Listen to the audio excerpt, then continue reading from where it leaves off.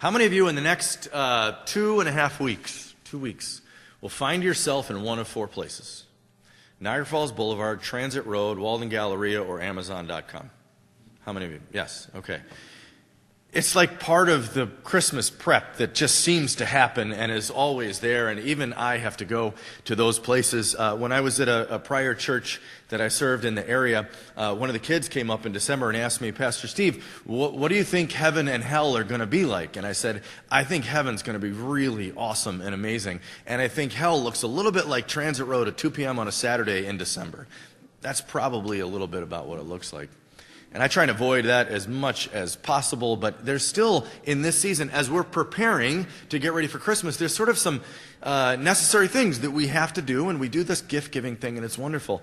My daughter, Lauren, who's a sophomore, every year we go out one Friday afternoon. She has suddenly has to have a doctor's appointment, and she leaves school a little bit early, and we go, and she's my personal shopper for my wife, which is amazing.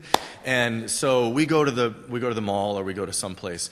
And I had a cold this week that was pretty bad, and I said, Lauren, I don't know if we're going to be able to do this year. And she said, Dad, we got to do this. It's our tradition. And I said, all right, but if we can't, she says, we have to, because that's how I start to find Christmas. And I'm like, really? You're like a pastor's kid, and that's the way that you find Christmas? I'm really failing at what I do in my home. But she really starts when we do that to kind of get that mood, and she's really transitions into Christmas is right around the corner. And all of us prepare in different ways. I really enjoyed watching Adam's video. If anybody was here last week, did you see the video that he showed of some of you and the ways that you prepare and get ready in your own ways?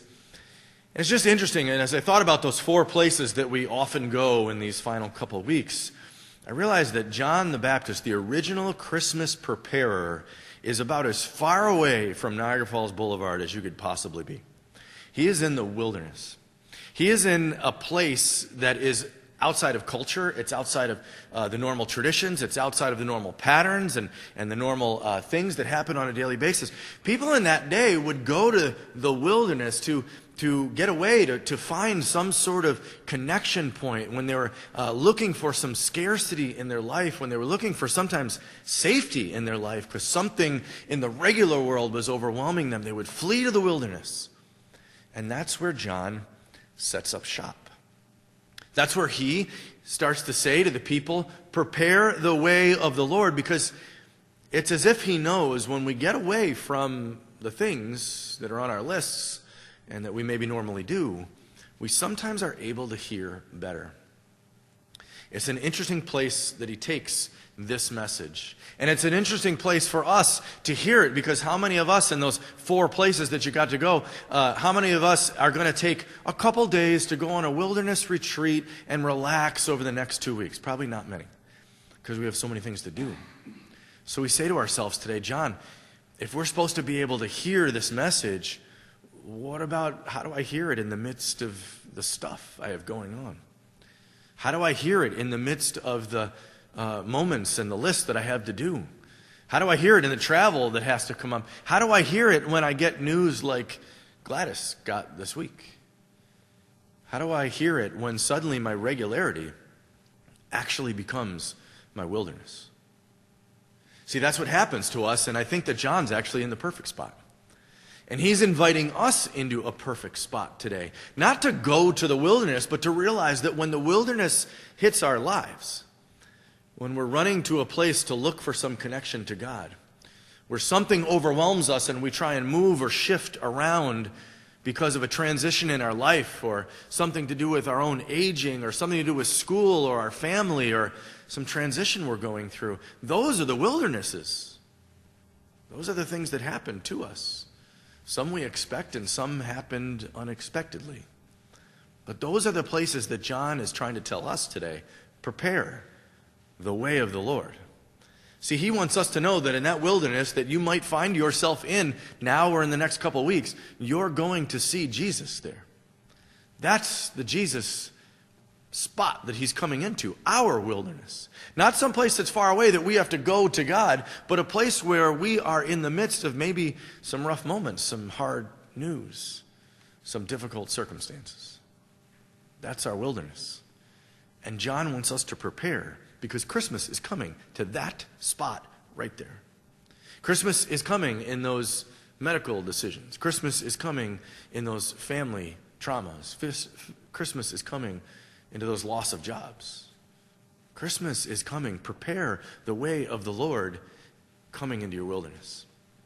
Yesterday afternoon, before coming over here, I had this opportunity, which is one of the more humbling and amazing sacred moments that a pastor gets to do, and that was go visit with someone sort of in the final stages of life, a wonderful woman who's been a part of St. Paul's for a long time. And as I sat with her in her room in hospice, and we prayed together the prayers of the dying, kind of our last rites as Lutherans, I realized that she was in this wilderness. And God was never more tangible to me than right in that moment. Knowing that God was wrapping his arms around her and that they were having a conversation that we will all get to have at some point about the whens of life, about when will Easter break open for her in a new and incredible way. Christmas is coming for her. Christmas is coming for us. In the highs and lows of our life, in the busyness and the lists on the transit roads, but also in the middle of all of those wilderness moments that we didn't see coming. One of the joys that I have of working in ministry is the partnership that we've built through St. Paul's and some other foundations that I work with our work in Haiti. And for about 8 years now, we've been working with our friends in Île-à-Vache, Haiti, which is a little island off the coast of the main island of Haiti. And after the earthquake back in 2010, we went down there to try and figure out how we could help them fix things. And that's what you do sometimes when you think about what mission work is. Like, you're going to go in there and we're going to fix something for you, we're going to fix you, and then we're going to take off and we'll feel good about ourselves. And I realized that's not at all what it was about. And what happened over the last 8 years is we built a school and an orphanage and a church and now a medical clinic.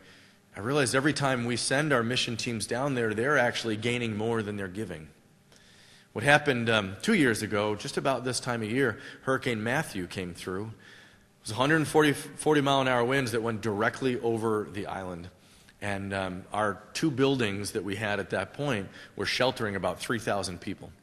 And we were worried and we were praying and we were trying to figure out if they were okay. And finally, about 3 days after the hurricane, I heard from one of our staff people at the school, Johnny.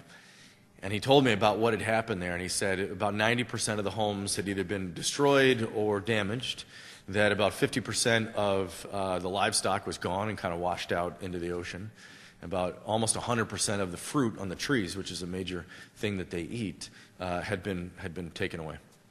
And then he said this, "But God is so good, and we will get through this, and God will carry us and lead us."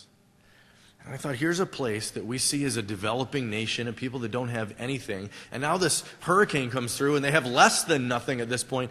And his faith and the faith of those people is so strong.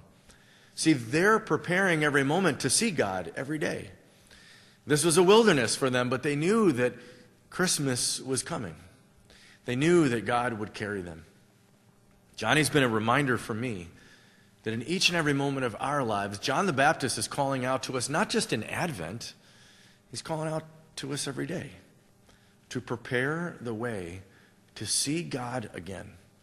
The God who came, that Malachi was talking about a long time ago, the God who is present, and the God that will come again. That's our gift in the middle of our transit road experiences. In the middle of our lists, in the middle of all the things that we have to do and be for other people, when those wilderness moments happen, John reminds us that Christ is there with us. Christ is coming again. And that gift of Christmas is what we should prepare for. Amen.